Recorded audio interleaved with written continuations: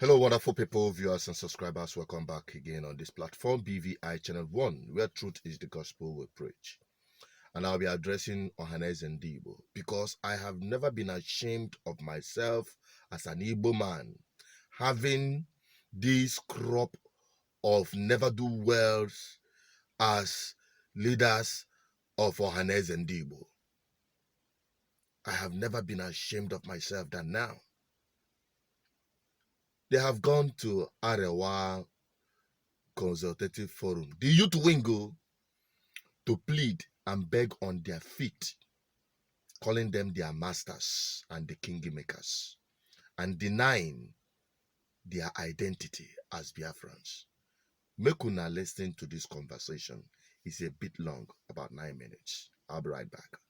We know that the North, with the population and the vast majority place, that the North will always play the role of a kingmaker in deciding, being a deciding factor in 2023 presidency.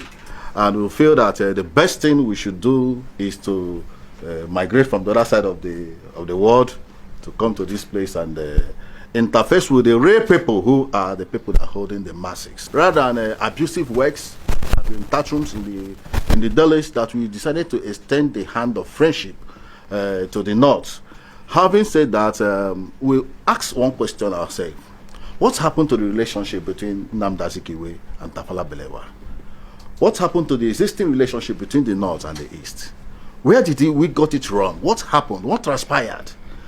Is it because that one person somewhere decided to paint Igbos as if we are Biafrans? No, we believe in one Nigeria. The vast majority population of Igbos are residing in 19 northern states. With the highest investments we have in 19 northern, we have about 2.3 trillion worth of investment Igbos that have invested in northern Nigeria. And by so doing, we say no, that the best thing we have to do is to ensure that we reach out with the fulcrum of the society, the people general, Yerima Shetima, to dialogue on the way forward regards to 2023. And moreover, you have heard, or it's not a new agenda, that this is the turn of the Igbo people. And irrespective that our friend here, who have been having another diverse opinion that the North must retain power after President Muhammadu Buhari, we say no. It's not something that will come and fight in the delis, or every time we'll be countering what he says. No, let us come and have a persuasive dialogue. And by so doing, we are looking at how do we get here in this mess today in Nigeria. Nigeria is being ravaged by insecurity in the North. It's been extended to the South. In the Southeast now, there is no. Today is Monday. The economy is crashing. Somebody somewhere institutes at home, not in Nigeria, and everything is going wrong. What we need is somebody who is of age. We are looking at age. Somebody who can unite Nigeria as Nigerians to be one, and that is why we are here to say that we believe in one Nigeria, and also we are ensuring that we are persuading our brothers to support us. We have had it. We are not expecting any response from them now. Let them go and think about it. That the best thing they have to do is to look at competency in 2023. And when you talk of competency, we Igbos have abundance of material resources that can succeed President Muhammadu Buhari. Is it in terms of competence? You talk about our son from Rivers State, the Minister for Transport, Chibika Amechi, who we are preparing to declare very soon. You talk about versatility and acceptance in the North. You talk about Senator Richard Okorocha, who was even born like Nnamdi Azikiwe was born in the North. You talk about international diplomacy. We have our Minister for Foreign Affairs, Geoffrey Onyama, who has helped President Muhammadu to launder the image of Nigeria. When you talk about infrastructural development and this, you talk about the governor of Ebonyi State, Governor Dave Umahi. You see, I talk about the managerial skills. You talk about our brother, former governor of Anambra State, Mr. Peter Obi. We have abundance. We have people who are ready, are committed to serve Nigeria.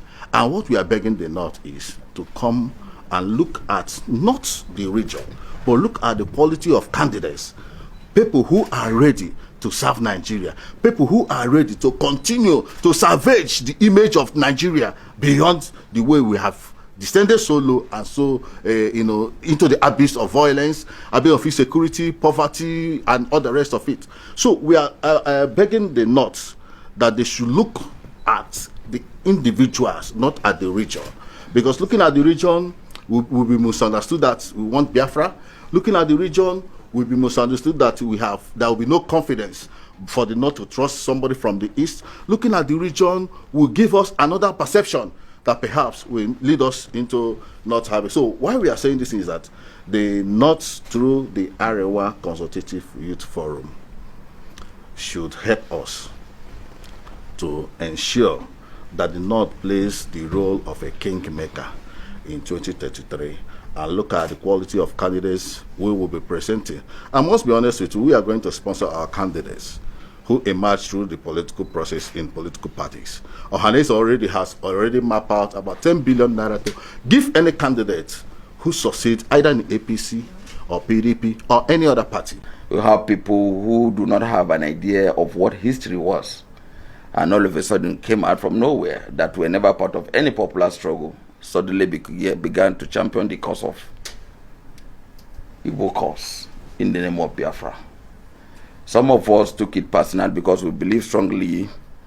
At first we thought some of these characters speak for the entire Igbos, until in 2017 we realized that there are just few individuals, probably jobless, headed by another jobless somebody who also championed the cause of, believing that through intimidation, through the support of some myopic politicians, they could fund him to heighten tensions and create unnecessary panics, believing that by some of their utterances and their actions, the North will succumb to some of those blackmails. But oftentimes, what I do is to draw the attention of some of these characters to say that we have come of age.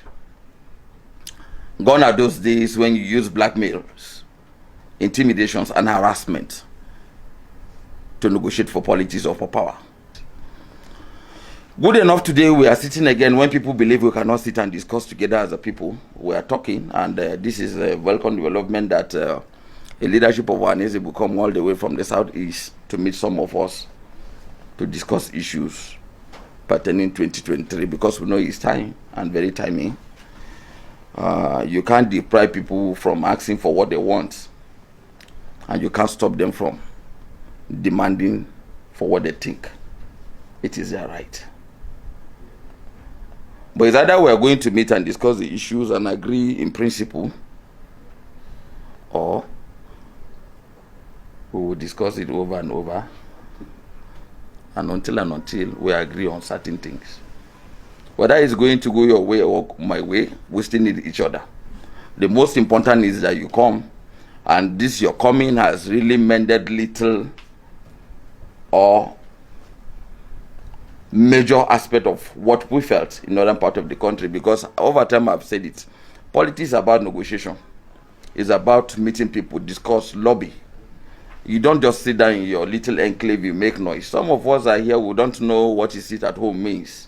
We are in northern part of the country, it does not affect us.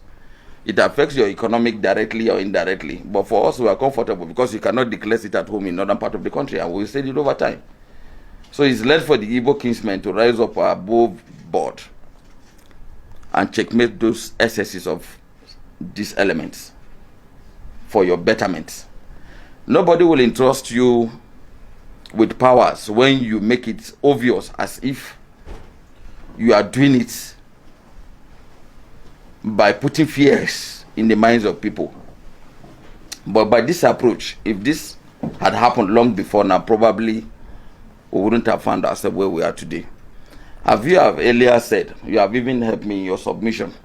You do not expect me to reply or respond to you that your demands will be answered immediately.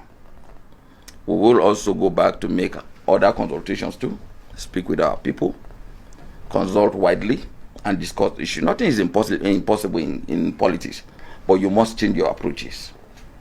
You must change your approaches. You must talk to people. You must reach out, lobby to the people. Then at the end of the day, majority will see have a way, while the minority will still have a say. That's politics. I've been an advocate of democracy for over time. And democratically, I do not understand what this zoning means.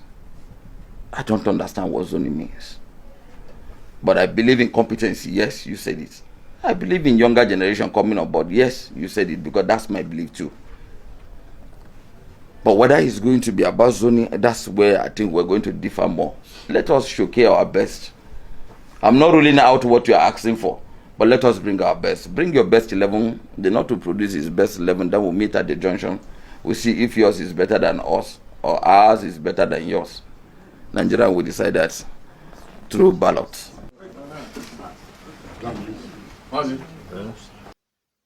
What can you make of this? Tell me from the comment section, because they are reading your comments, because these videos goes to them, and let them know the stand of our people. In as much as I believe that I am a Nigerian by citizenship, I'm a Biafran by indigenous identity. As much as they go there boldly to identify with Arewa Consultative Forum, they are going there to deny themselves their own indigenous identity while embracing another's indigenous identity, acknowledging them as kingmakers in this godforsaken British colonial contraption called Nigeria. That is my anger. You deny your Biafranness and you embrace and acknowledge Arewa Consultative Forum. Ohaneze Ndigbo is a disgrace. What about the Odua people? Will they, in their ambition to take the presidency by people like Tinubu, have they gone begging the North? Have they? You see why I say the crop of leaders we have in the Southeast is the worst we can ever see. Is a disgrace. Look at that buffoon. I call him a buffoon. Tell him I say so, because it's a disgrace to our people.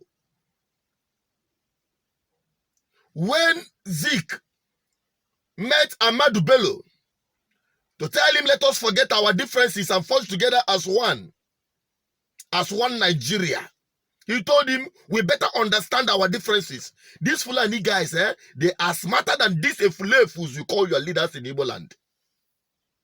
They know that. Talking about relationship. What relationship enjoyed since the creation of this godforsaken country and since the independence? Tell me. Tell me. Even the people that created this Nigeria, they kept everybody to remain on its own individually. They had the Northern Protectorate, the Southern Protectorate, because they knew from the beginning that these people have no meeting point. And even during the so-called independence of Nigeria, I want to remind those Eflefus the history they failed to acknowledge. When they gave this country independence, the so-called independence, Nigeria was kept at the same three triangular arrangement, where you have the north, the northern region, the eastern region, and the western region, because they are three different people. They mop up together for their administrative colonial convenience, or their colonial administrative convenience, as you may like to fix it. Now you are just because of the excessiveness of some people who want to fix Nigeria, because it is our own people to fix Nigeria. Yes, I understand that it is our own people that are the doers of one Nigeria in principle and in action, while the North are there singing it for you and you are dancing it. Beginning from the time of Nzogu, they came together from all parts of Nigeria for that first coup. And bim, BBC carried it, Igbo coup. Bam, they started slaughtering our own people that had nothing to do with military action, which resulted to the Biafran War, the war of attrition and genocide, that they have not apologized to the people and take responsibility of the crime they committed. You're going there to beg them, to remind them how vulnerable we are to them. You're going there to remind them that they hold grip on us as their slaves. You want to remind them that we had all our investment in the North. All our investment is in the North. Please, in the North, you should please have mercy on us. You should go straight to the point. Madness. And the response, you had the response from the young man who is unrepentant in his hatred for Ndigbo. I'm not even talking about Biafra issue now. For Ndigbo, that guy has a track record of hatred for your own people. You went there to pacify him. For what? To hell with Nigeria. To hell with Igbo presidency, if that is all you are going to bring to the table. Rubbish. Talking about presidency. Has the presidency of Buhari helped Katsina State, his home state, much more his own region, the Northwest? Has the presidency helped in fixing the poverty level in the northern region and the insecurity that is happening in the north region? Has he done that? What about Obasanjo presidency? Has he sorted the problem of an average Yoruba man? Or even Nigeria as a whole? Hopeless people. People who do not have any value to add. They are there. You see, my people, listen, you have to just wake up. You just have to wake up because these guys are mortgaging your future. It is not a joke. These guys have nothing to contribute. These guys have nothing up here to contribute. You guys have to wake up before these guys sell you out to more perpetual enslavement. The irreducible minimum that we seek is regional government. You must return Nigeria back to regional government. Let everybody mind their own. How can they not stand without the Southeast? Let them stay on their own, develop on their own, strive on their own. In this one Nigeria arrangement. And let me see whether they will continue singing the one Nigerian song. Hopeless people. And they all know. Because the northern people, the average northerner is a victim of this not workable one Nigeria they do in Abuja. Because they are all Abuja politicians. They hide under the enclave of one Nigeria as it is to perpetuate crime and victimize Nigerians. Go to the north, see the poverty level, see the killing every day. People are dying, they are victims of this failed system. The west the same, the southeast the same, the south. Tell me any part of Nigeria that is not receiving it so hard and bad for this non workable system.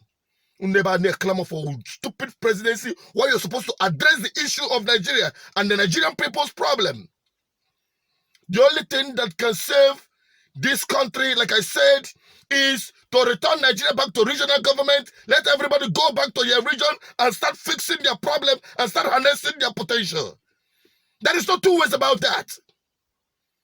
And you have men, credible men from the east, from the north, from the south, from all parts of Nigeria that can do the needful. But the problem is that Nigerian people have allowed themselves to be used by recycled, never-do-well political class that refuse to leave power because they give them piecemeal. They give them handouts and palliatives. Nigeria, sir. Nigeria, sir. Hey, what is to come after 2023? Eh? Now from pan to fire. Na me talk am. Na me talk am. Now from pan to fire. Make we commit the blunder again and make we see. And I want to tell you, even the Nigerian politicians, there will be no hiding place for anyone in this country, because they will drive this country to an eventual crash, and it will land on their head. You see this country, eh? The way it is going, without balkanizing this country or putting this country back to regional government, you must, if you don't do it, Nigeria will crash. The only thing that will save this country from crashing is return Nigeria back to regional government. Balkanize Nigeria back to regional government. Makane asking about balkanization may get me into trouble. Balkanization is an English word. Return this country back to regional government. That is what we seek. That is what every Nigerian people need now. You see, this one Nigeria you're talking about and clamoring for is a complete failure for the benefit of only those in power. I've delivered the message. You can share it. I'm sending you this message without fear, because that is what GGM is preaching. And GGM is a revolution of the mind of the people to wake up and do the needful. I'm signing out. Don't forget to share this message. Take it round. It is making an impact. Ndigbo, you need to wake up. I'm signing out.